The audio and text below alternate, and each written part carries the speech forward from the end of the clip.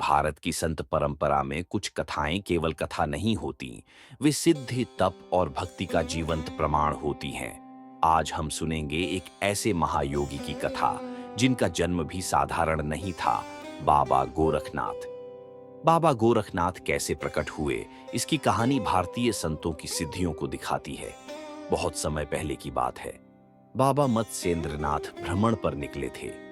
उन्हें बाबा मछिंद्रनाथ नाथ के भी नाम से जाना जाता है।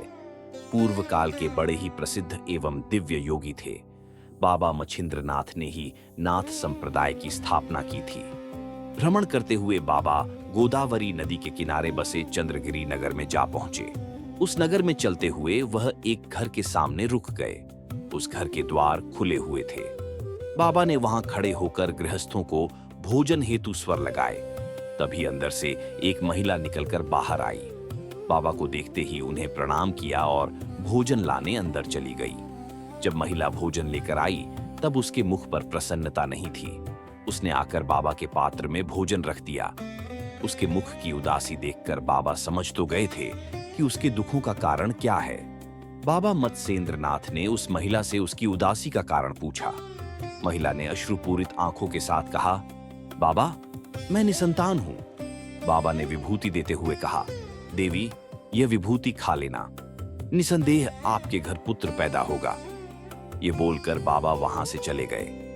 अब महिला विचार में पड़ गई कि उसे यह विभूति खानी चाहिए या नहीं। एक तो लोक लाज की बात थी, दूसरा आसपास की महिलाओं ने भी विभूति नहीं खाने की सलाह दी। सारी बातें सोचने सुनने के बाद उस महिला ने विभूति को नहीं खाने का निर्णय लिया। नगर में एक स्थान था जहां वर्षों से लोग गोबर जमा करते थे। उसी गोबर के टीले पर जाकर उसने उस विभूति को फेंक दिया। 13 वर्षों के बाद बाबा उस नगर में वापस आए। नगर आने के बाद वह उस महिला के द्वार पर पहुंचे और स्वर लगाया। बाबा ने उससे उसकी संतान के बारे में पूछा। महिला ने बताया, उसे कोई संतान नहीं हुई। बाबा ने सच बताने को कहा। घबराई महिला ने पूरी सच्चाई बता दी।